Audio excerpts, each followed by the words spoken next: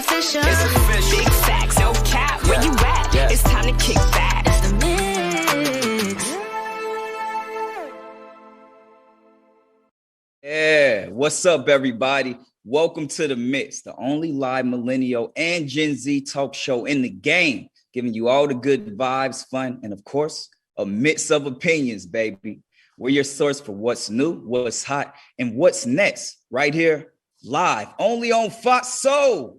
Y'all heard me? Only on Fox Soul. Now, we got a great show for y'all tonight. We got the talented D Smoke getting in the mix with us in a little bit. But first, how are my co-hosts feeling tonight? Yo. Welcome back, Zanique. We missed you last week. Thank you guys. I missed y'all, but I was watching, trying to stay tuned in to my folks. Can I get an air hug, Zoe? Hey. Oh yeah, every time. I miss you guys. Virtual I hug. miss y'all. I love it. I love it. Now, Jazz, I know you went to Astroworld Fest in Houston this weekend, and I actually was supposed to go with you, but I literally injured my foot the night I was supposed to get on my flight. And I think now the world has been aware that, the first night of the festival took a really tragic turn. And it was reported that 8 young people lost their lives. And so first, I want to give my condolences, my love, and sending light and prayers up to anybody who was affected by the very tragic evening. But Jazz, since you were there, can you talk to us about your experience that night? Yeah, so, before I give you my experience, I want to say as well, I'm here in Houston and we have this saying that we like to call, we say we're Houston strong. So, when we went through Hurricane Harvey, when we just had the winter storm, people lost their homes, their lives, things like that. The community will always get through it. So just like you said, Anton, I want to send my love as well and my condolences to the families that, lost their loved ones, or even the people that were injured, because there were a lot of injuries. So with that being said, it was my first festival. So how crazy is that? I've never been to a music festival. And, when I got there, it was just overwhelming for me to see that many people there. Right when I got there, maybe like an hour into it, I hear about a stampede of people who, didn't have tickets. So they rushed security so that they could get in. Some of my friends were actually a part of that. They didn't get hurt, but some people did get hurt in that first original stampede. But when I got into the festival, the lines were like super long for food because there were like food vendors. There was free water, but the lines were extremely long because there were just so many people waiting for things. But I did love all the performances that I watched. Roddy Ricch, I was on stage. I think you guys saw that. The Mixed Crew, we were on stage for Roddy Rich's performances. We missed the beginning of Romeo and Mr. Ice Cream Man. We missed the beginning of that, but what I did see, I loved that as well. And then as the night progressed, I'm going to be honest with you, I knew when Travis got on that it was just going to be really crazy.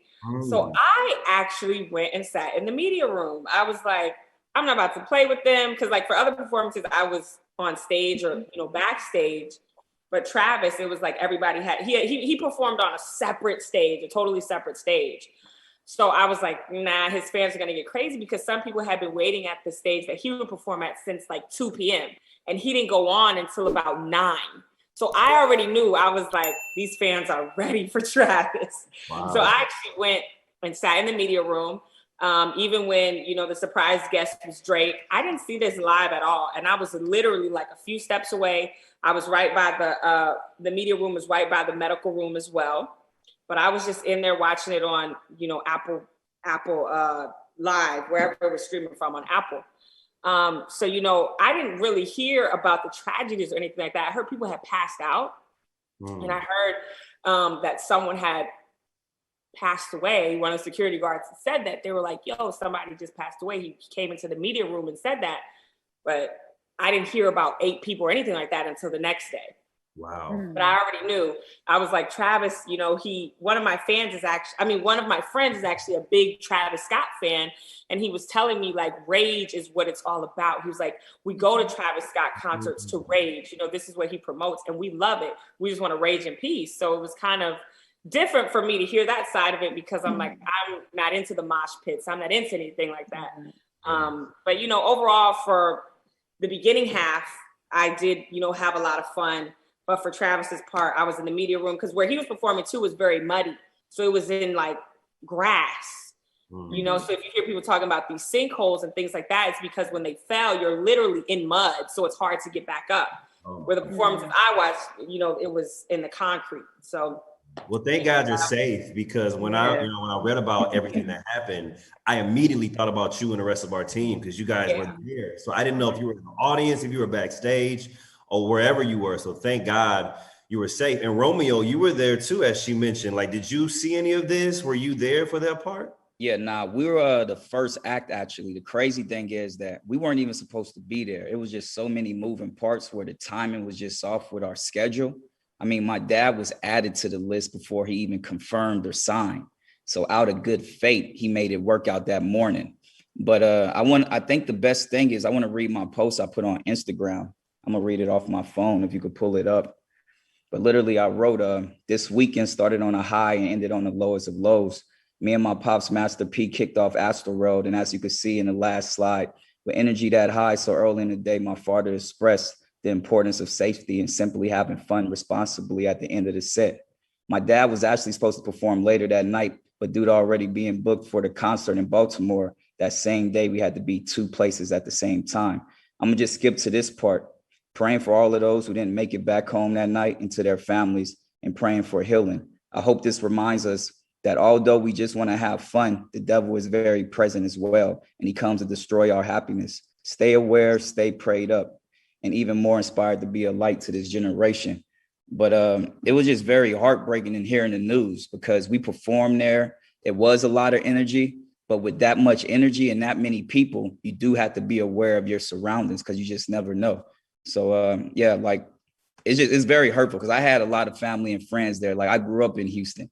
So we were calling my little brothers. Hersey flew in town. Mercy was there. My sister, Italy. And we didn't get to talk to them because the service was terrible. So we were even worried about them, but everybody made it out safe from my side, but definitely praying for the ones who didn't. It's definitely a tragedy. Mm-hmm. Yeah, for sure. And I'm going to the Day in Vegas festival this weekend, and Jazz, just like you, this is my first festival. And I'm not even going to lie, because of what happened this weekend, I'm extremely nervous to go. So do you guys think that this will force other festivals to change their security and other protocols moving forward?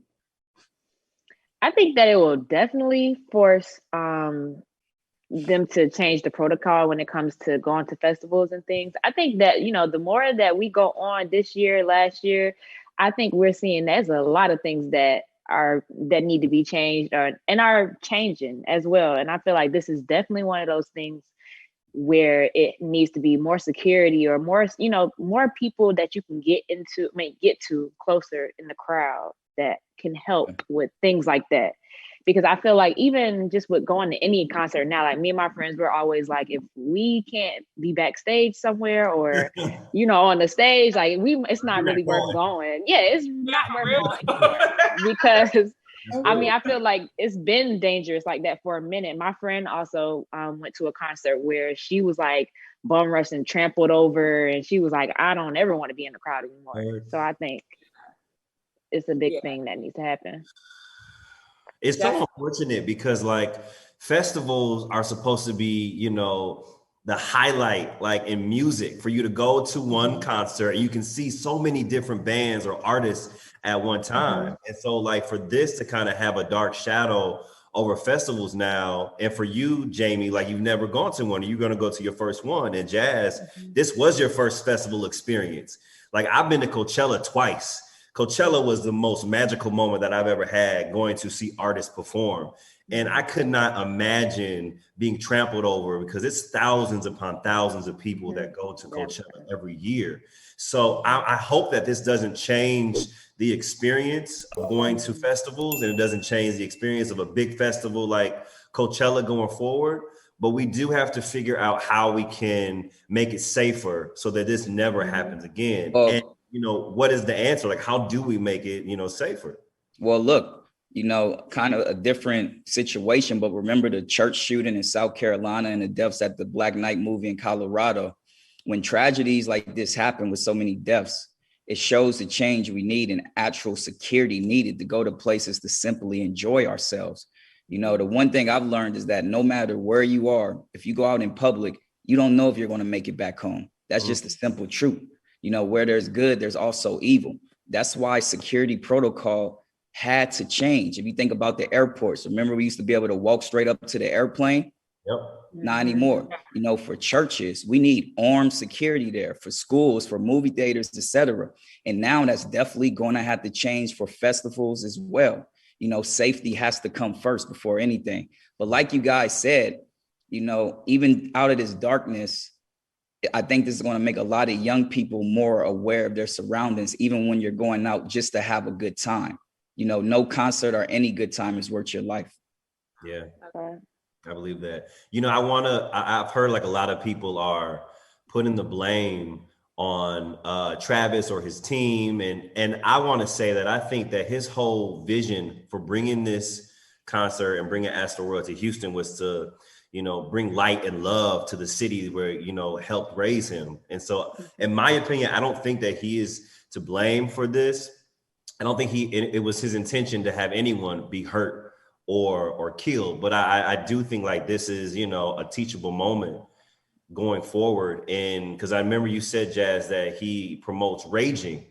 And like his fans, they say that's what they come to do. So, you know, maybe going forward in the future, like we can rage, but let's rage in peace. Like you said, let's figure out a way where we can, like, you know, still keep each other's lives. And well, on that note, Ton, IDK, you know, who was on our show, he had a concert, and before doing the concert, he relayed a message like that. He was like, I know you guys like to turn up and we have fun in our mosh pits, but make sure we love each other. You know, look to the person on the left of you and the right of you and tell them you got their back. So shout out to IDK. I think that's the new standard.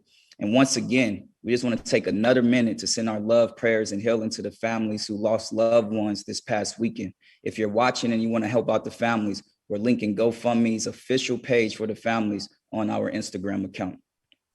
Yes, and on that note, we have to take a quick break, but we have the two-time Grammy-nominated artist D Smoke getting into the mix with us when we come back right here on Fox Soul.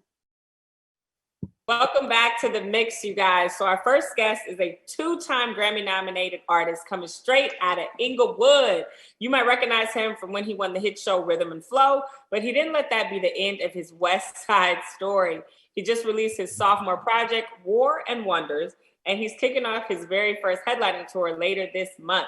So let's welcome D Smoke into the mix, you guys. Yeah. Hey, D Smoke. What's going on? How you doing, Zanique? Good. How you doing, D Smoke? We so happy I'm to good. have you. I can't complain. I'm blessed and living. How y'all doing? There's a lot of y'all on here. Yeah. Y'all deep. I feel like I'm getting jumped. You know what I'm saying? We like you. Yeah, you're good. Yeah, we come in peace, man. For sure. Sometimes. Y'all heavily armed, you know. So we want to thank you for coming onto the show. And I just wanted to say as well, thank you for stopping by on the red carpet at Thriller Nights party at the Jackson's house and, you know, speaking to me on the carpet. That was really dope.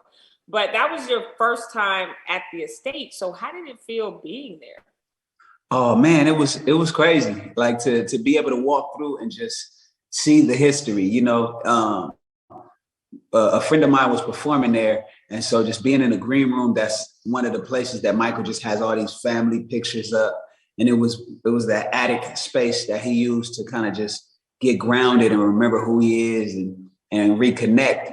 Just to be in there is kind of dope, you know, knowing what he sacrificed, what he gave to the world, you know what I'm saying? So it was pretty dope. And then of course, you know, they kept the hors d'oeuvres coming, so I wasn't complaining.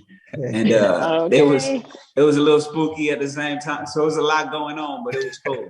The food was fire. I have to say that food was. You know what? I was mad though. I was mad because I was smashing the appetizers so quick that when I went through the house and realized it's a whole buffet and I was already full, I was like, oh man, I played myself.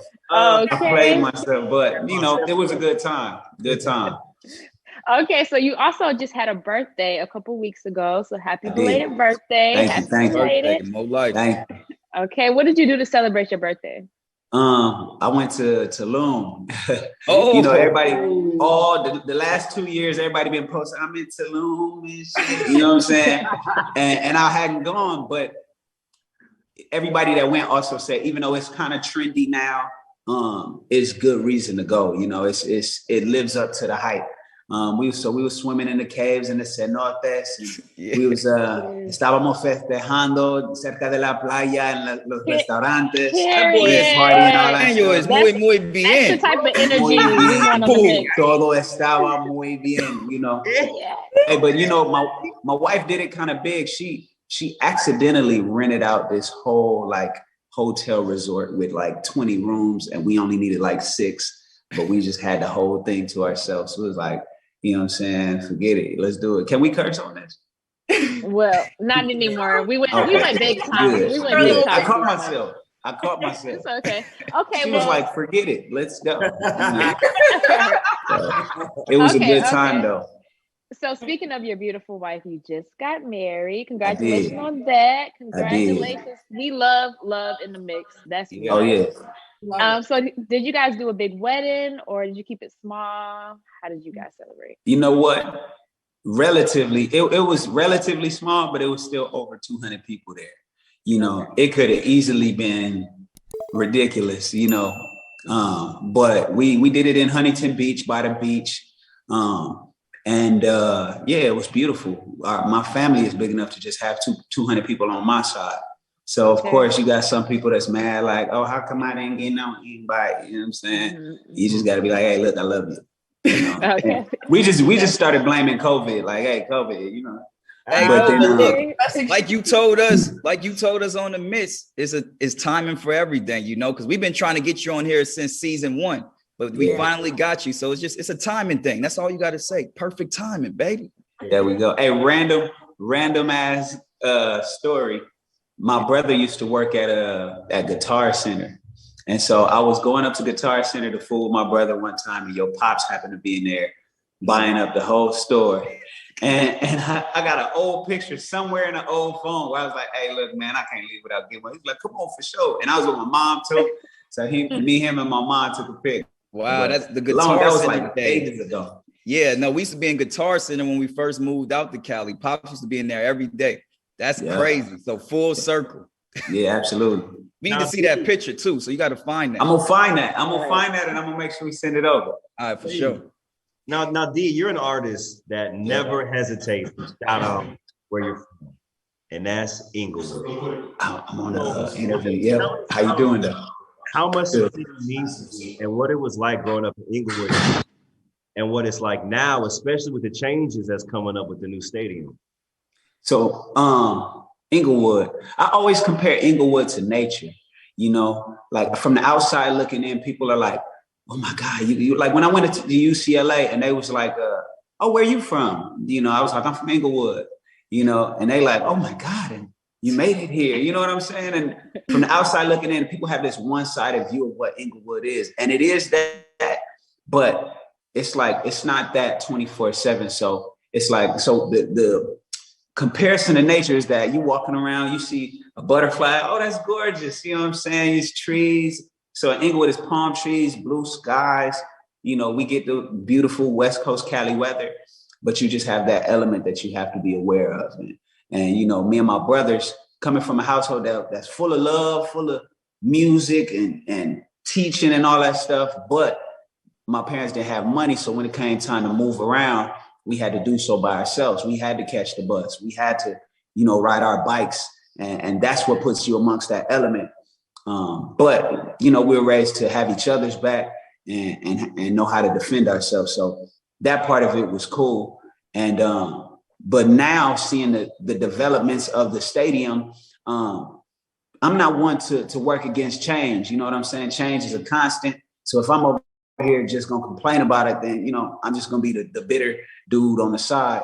Whereas if there's resources coming into the city, if there are developments, it's like, that's a perfect time to get involved and, you know, make your presence felt so that people know to consult, you know, the real Inglewoodians, you know. So the mayor has taken a liking to what he's seen my movement become. And we have some things in the works. Snoop has a big stake in Inglewood. And so we got some things that we look to build. So it's either you're going to be proactive and you're going to be on the forefront of things, or you're going to be complaining and you're going to go out with the old stuff. You know what I'm saying? Hey, I love that. That heard being that. said, you kind of hit on it. You know, we got a lot of international fans. They want to know what makes Inglewood different from the rest of LA to you.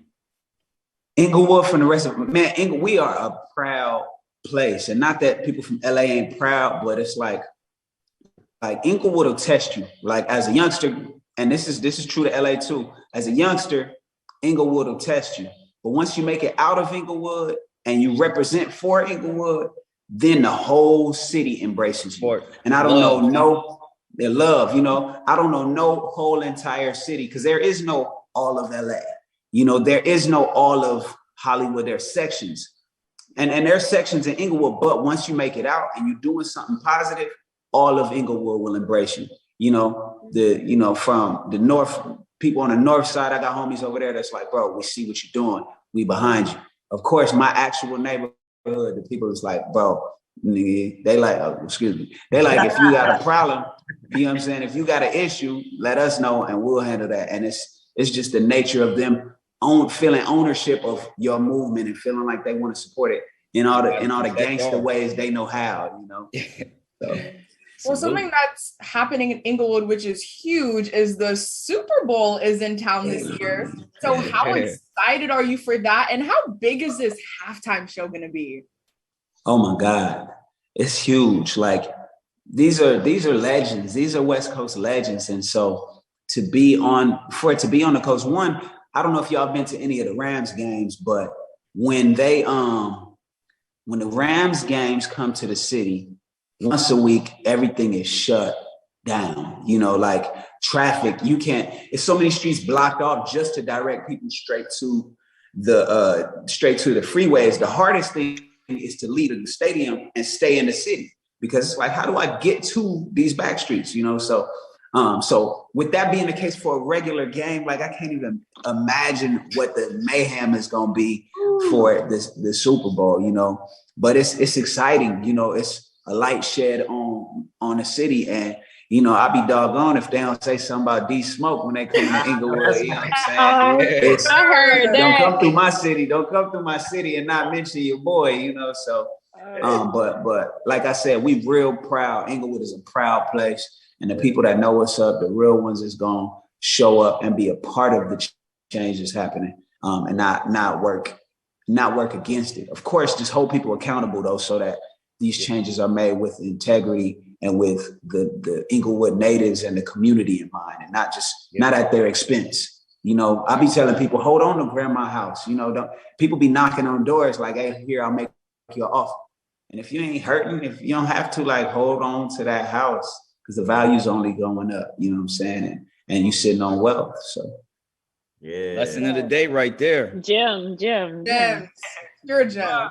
You come from a family of musicians, so tell us what it was like growing up in your home, and you know how much music played in your upbringing.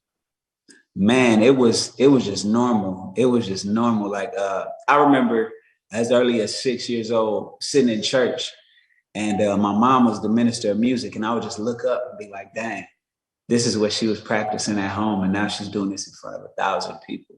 And it was my mom has a voice like Whitney Houston and can play and sing and direct a band at the same time and is like over the whole music ministry. And so it wasn't just music, it was music plus leadership plus class and elegance. So it's like, I saw it in its highest form, not just in the home, but I saw it weekly at church. And my mom and my dad, both of them are educators in their own right. So when I went home, it was me, Sir, and Sir is Sir Daryl. He'll tell you himself. So it's Davion. My name is Daniel, and my younger brother, Sir Daryl. It's Davion, Daniel, Daryl. We would stand around a piano, and my mom would teach us harmonies, teach us scales, chords on the finger exercises on the piano, all kind of stuff. So we literally had in-home music lessons and stuff, and so to have that and then become teenagers, where my uncle, he brought a whole studio to our house and was like, "Here, y'all can have all of it." You know, and so we making beats at 13. It's just like we had no excuse whatsoever to not go after it, you know. And, you know, was signed to pub deals by the time we was 19 and stuff. So we got that real supportive family. So we kind of moved with a chip on our shoulder, like, hey, failure ain't an option. You know what I'm saying? Yeah, D Smoke, you are a prime example of you never know what that person had to do or get through to get to their success. Like you and your family, y'all are students of the game. So you're not here by accident, man. So I want to give you your roses because the best is yet to come for you, for real. Even when I seen you on that show, I'm like, that dude right there is a star. I'm just saying. I was waiting on somebody to say it. I was watching that show like Day one. D Smoke. Hey, that's love, man. Yeah, that's love. Let's bring it back a little bit, because before you were a Grammy nominated artist, you were a Spanish teacher. So what made you get into that? Man, I just wanted to learn Spanish, and just like when I went to college, I had been acting all through high school, and I went to college, and I basically was like, it was a trade-off. Like if I keep going on all these auditions several times a week, I am going to not be able to read and not be able to finish. And this is after booking shows. I was on CSI, The District, Boston Public, all kind of movies. And I told my manager, like, I don't want to go on no more auditions. And she was like, you're crazy, you know, but I knew that I wanted to graduate from school. And so I chose that. And in the same sense, at a time where we had just got signed to Warner Chappell for pub deals and all this stuff, and we writing songs, and I got an ASCAP award for writing Never for Jaheim. I chose to study abroad, and my brother was like, bro, you're crazy. What's wrong with you? I was like, bro, this is what I want to do. Wait, you went abroad? That's so cool. Yeah, I studied in Costa Rica. This is a cultured Black man. Yeah. It was dope. It was dope. I would recommend it for anybody. With that being said, you were there teaching and molding the kids. Yeah. What did the kids teach you? Oh man, the kids teach you what cause and effect looks like. You know, like as many questions as they might ask, I always ask them questions like, what do you listen to? Where are you from? What's it like at home? What's it like here? Because part of being able to educate somebody is being open to learn from them. And sometimes all they have to offer is their experience. They don't walk into your class a blank slate. They come with unfortunately, some of them come with baggage. You know, I'm teaching in hoods, you know, so, but just to be able to listen to them and see what gets them to the place that they're at, or what gives them the kind of energy, you know, that they carry around. So I know if they listen to this kind of music, then they're more likely to be like this. You know, I could kind of tell what their taste was based on how they, you know, I used to have cool ass kids, and I'd be like, what you listen to? And they'd be like, I'm more into like the underground shit, J. Cole, Kendrick. I like this. And this is before they was like at the top, you know, and so they put me up on a lot of stuff.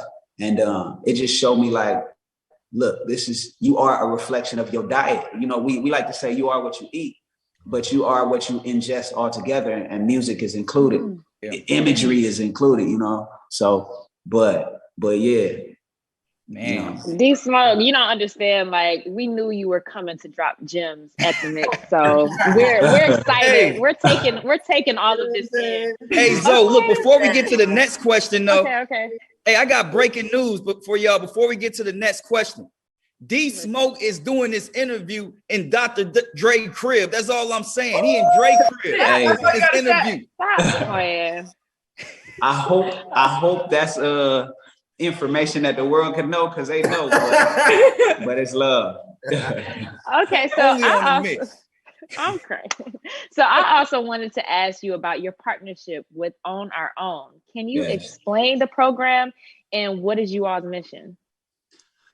So Own Our Own was started by David Gross and Nipsey Hussle.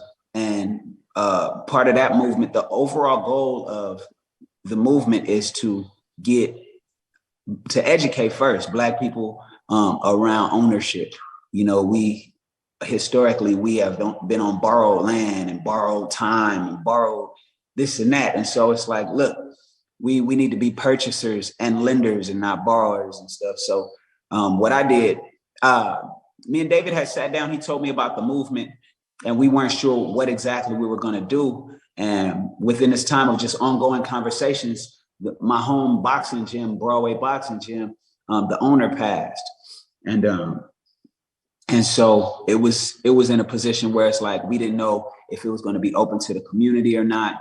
And so, you know, I had the conversations with with David, like, hey, look, I think we in a position to acquire this property and the business in it. So it's two separate things. It's like you got the gym, but this property has storefronts downstairs and all kind of things. And it's like, we can do some real dope things in the community if we move on it, you know? And so we did exactly that. And after it took about a year to even get in a position where we could have the keys and stuff. So now we're like, all right, we got the keys. We conversations away from really revamping it, having state of the art equipment, still keeping that old school boxing gym vibe, but having it look like something special in the hood. You know, it's already special by nature of the people that want to be there. But you know, we have a vision to take it from one level to the next while still maintaining that original feel. So that's where we come in. But of course, David Gross, his vision is beyond just Broadway, and so you would have to ask him about that. But that's one thing we're really excited about. Nice. Well, D, like myself, the world was introduced to you, your talent, and just how incredible of an artist you are from rhythm and flow. When I tell you, you killed that show. I was listening every episode. I was like, what is he gonna do next? What are the concepts gonna be? I was like, and then he plays the piano and he speaks Spanish and he raps in Spanish. Like, it was crazy, dog. So I have to ask you, how was that experience for you? And what relationships have you maintained from that experience? Got you. It was crazy. To be honest, when I first got there, I was like, what am I doing here? Like, I was like, it's you in a room with 40 rappers backstage, you know, and this is before all the people came from different cities. Just in the LA auditions alone, it's 40 rappers. And everybody backstage is rehearsing verses and pacing back and forth. And, you know, I'm a chill dude and I'm a facilitator. So if it's that much energy, I want to pull it together to make sense of it, but I can't do that because I'm not in teacher mode. So I'm really like, what do I do? And mind you, at the time I'm still in the classroom. So I'm leaving my day job to do this. And it's 19-year-olds in there. So you don't know what the judges are looking for. Mind you, I'm in my 30s. And so I just felt lost at first. And then, you know, I was like, all right, Smoke, you know, the self-talk kick in, the experience kick in, like, Smoke, go out there, do you know, leave your foot on the stage, you know what I'm saying? Stay on them. Look them in their eye when you, look them in their eye, look the judges in their eye, spit your shit. Sorry, shake hands when you, that's coming out of time. You know what I'm saying? When you go into that mode, like, man, do you go shake hands with the fans that's down by the stage and leave it all there, and that kept working. You feel me? Wow. So, then when it narrowed down, it started making sense. That's when y'all start. By the later rounds, y'all was like, okay, Smoke coming into his own. You know, because that's exactly what happened. I felt like I had the space to really be seen, to really showcase my talent. But everything up to like the battle round, I was like, man, what is this, bro? What am I doing? But after that, when they did the music video, they was like, go back to your city and make a video. I was like, man, I'm pulling the whole hood out. You know, so we did that. It was fire too. Yeah, no, you literally killed that show. But on that note, we have to take a quick break. But D Smoke is staying in the mix with us to talk about his new album, tour, and the topic when we come back right here on Fox Soul. We are back in the mix with Grammy-nominated artist D Smoke. Now, you recently dropped your second album, War and Wonders. What did you want to do with this sophomore project that you didn't do on the first?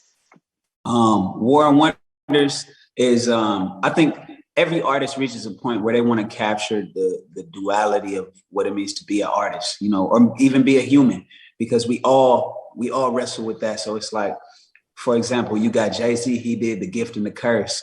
You got Nelly did Sweatsuit. You know what I'm saying? Either he gonna button up or he gonna be the loose, chill Nelly. And so for me, War and Wonders is like I was talking about Inglewood. It's that warrior spirit that one has to assume in order to navigate a place like Inglewood. But then the wonders is the beauty and the art of you know, living, you know, in my shoes, you know, whether it be in my family or my experience in education or even love. You know, there's a section of the album where I actually deal with what it means to be a man, choosing love and choosing marriage, and I think it's like, for example, I got a song called Better Half, and it's, from a woman's perspective, if a woman talks about love, 9 times out of 10, it's like how she feels and how she wants to feel and how she wants to be treated.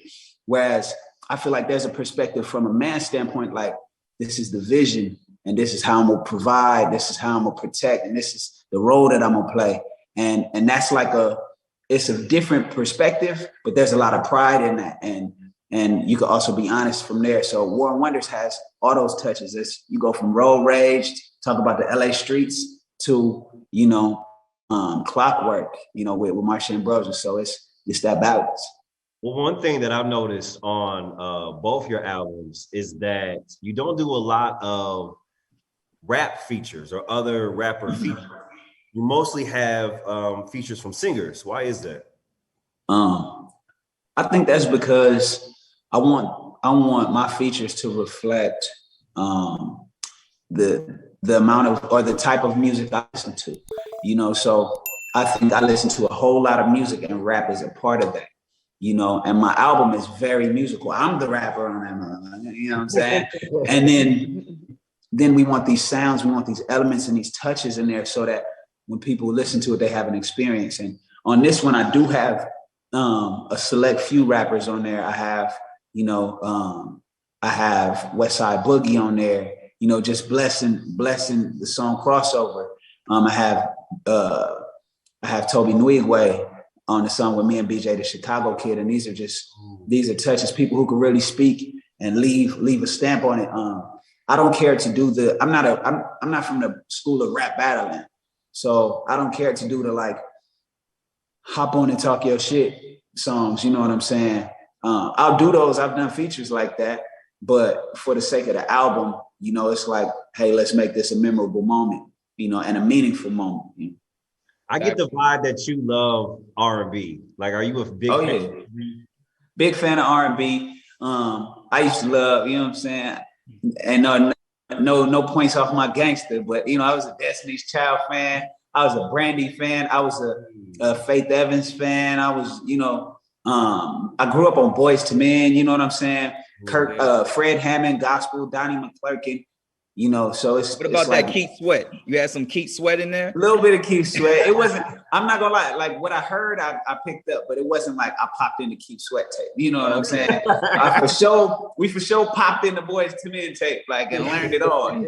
That part. But then what switched it over, my transition into rap, other than like hearing and knowing Snoop Dogg from 6 years old, my transition, what made me like and want to rap, was Outkast. So you got, they in the Dungeon Family sound with live instruments and all of this, you different elements. It's damn near a circus on the track. That's the kind of stuff that was like, okay, I get this. I see myself in this, and I'm inspired to be influenced by it. As soon as you said Outkast, Donique lit up because you mentioned Atlanta. Yes. All you gotta do is mention some Atlanta stuff. I'm gonna turn up. Let's go. Look, my wife a peach. You feel me? With a little peach on her. Period. I see. You had to marry her quick. Look, man, she got that little peach on her too. You know what I mean? Okay. Yes, man, let me get to this next question. Y'all getting too I'm much right now. I'm just saying, Georgia. Shout out to Georgia. We spoke about you coming from a musical family, and we all know and love your brother, Sir. Can we expect a full family project? Most certainly. Most certainly. That's one of those things that, as grown men, I feel like we owe it to ourselves to be like, hey, let us explore our individual artistic identities, because so many groups can't go back out and find their own way. There's like a lead singer, and that person might have a look, and then everybody else be like, come on, man, come back to the group so we can do a reunion project, right?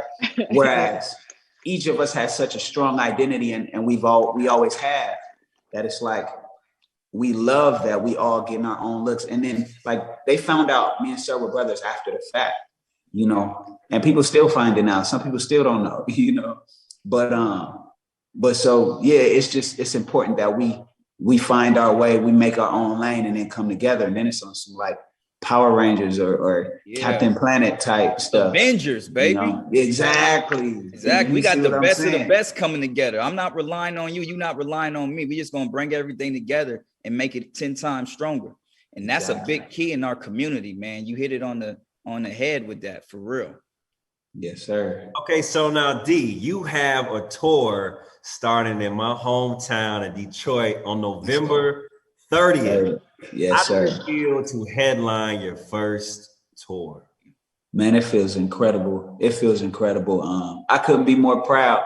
What's funny is I started off like in 2017, I believe. I went on tour with Sir. Me and Sir were roommates, and he was opening up actually for Miguel on the War and Leisure tour. And I was just playing keys behind Sir. I was in the classroom. That's the first like major break out the classroom I took that year. And he was like, bro, come on tour with me.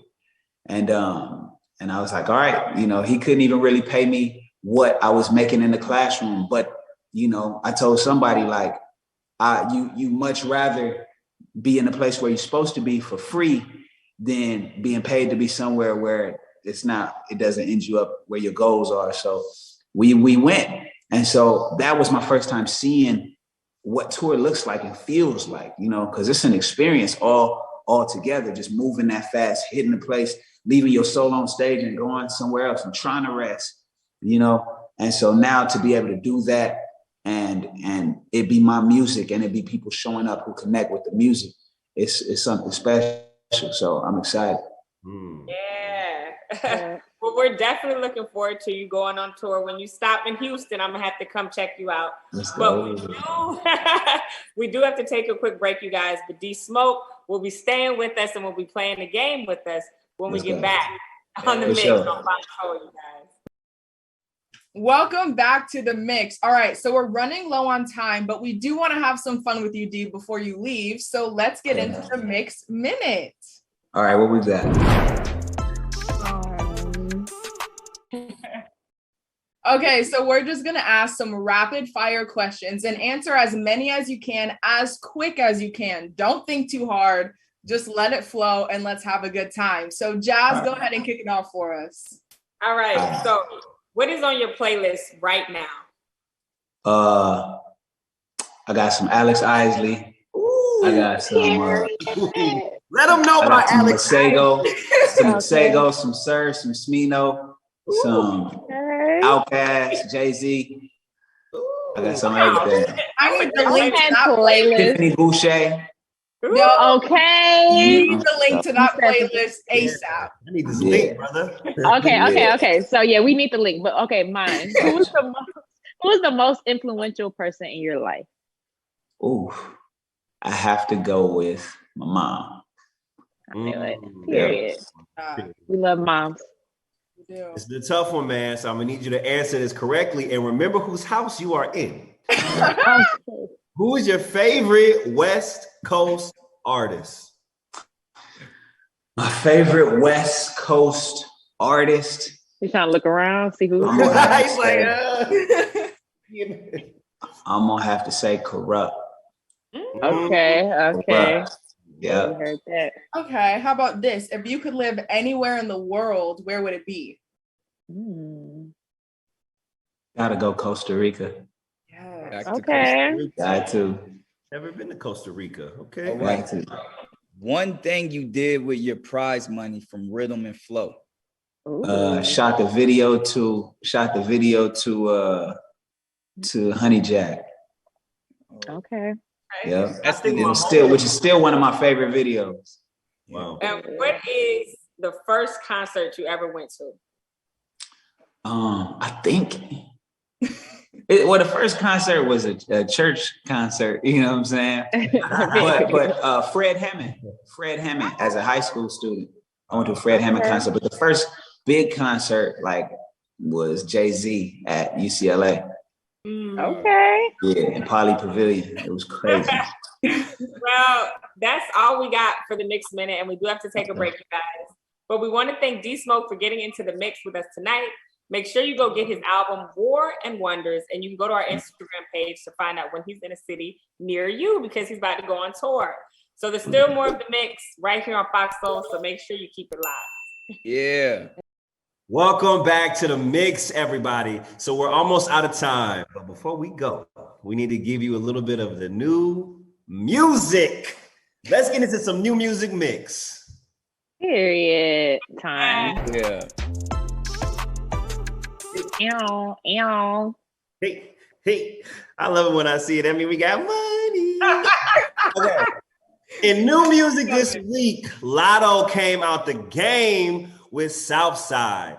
Silk Sonic is back with a new one called Smoking Out the Window. Key Glock dropped an album called Yellow Tape 2. But y'all, okay, the thing that everybody is talking about and the only thing that matters to me, and I know it matters to Zanique just as much as it matters to me, You know it.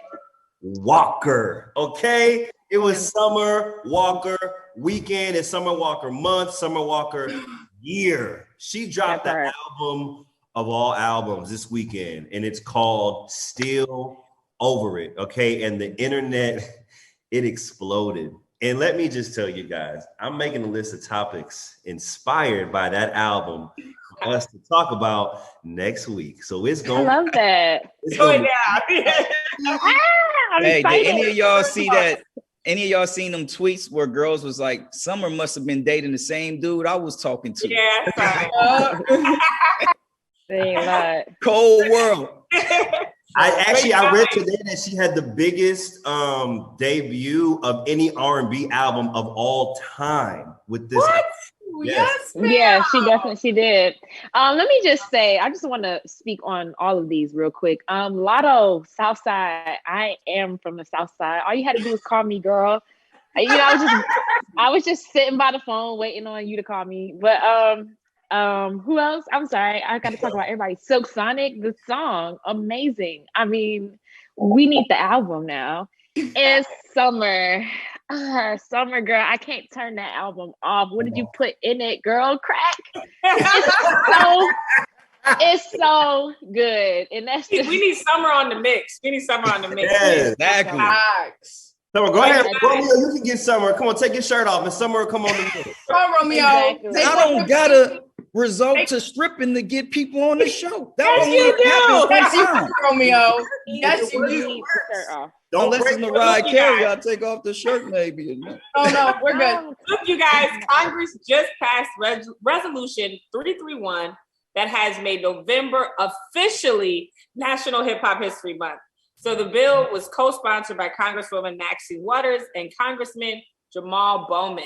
So shout out to them. Does anyone have any quick thoughts on new music or Hip Hop History Month? How do you guys feel about November being? Yep. No one gave Key Glock any type of appreciation, so I'ma do it. That album was great, so I'ma just say that.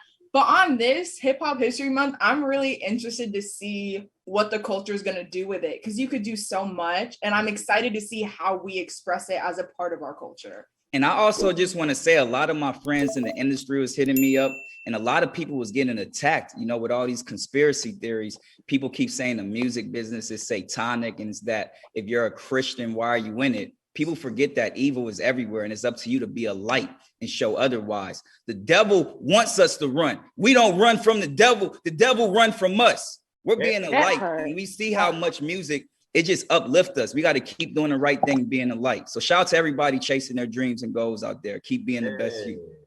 I want to get a little political, because you know I am the political one of the bunch. Okay. It's incredible that November is going to be National Hip Hop Month. You know, hip hop has transcended in our culture in so many different ways. And I think like hip hop is so important to American culture, to Black culture, to just culture in general. You know, they've helped in so many different ways. So I think that is so beautiful. But I also want to see Congress get some others together while they passing this. Okay, can we do some other things as well that might be just as important? Come on, Governor Anton. Preach. Okay. You know, it's funny. I actually told myself I was going to run for governor one day. So, you know, this might be my calling to get into that. Hey, well, you may be going against me, Tom. Hey. Oh, not. Oh, we that'd got the be governor amazing running. though, right? One of us be the governor. You in good hands. Yeah. Be incredible. Yeah, I would. It's us. You know, we want to support y'all because Right, we're in your corner no matter what. But we're a little scared. Well, y'all, that's our show for tonight. We want to thank D Smoke for getting to the mix with us. Don't forget to check out our playlist on Spotify with the hottest music from our guests tonight and all the hottest tracks out right now. And follow us on Instagram, y'all. We almost at 50,000 followers at the Mix Fox Soul. Now, up next, Black Report. So keep it locked. It's right here on Fox Soul. Yeah. Can I say something real quick, guys? You want to see Jamie as governor? I would love that. Yes. All of you. Jamie for governor.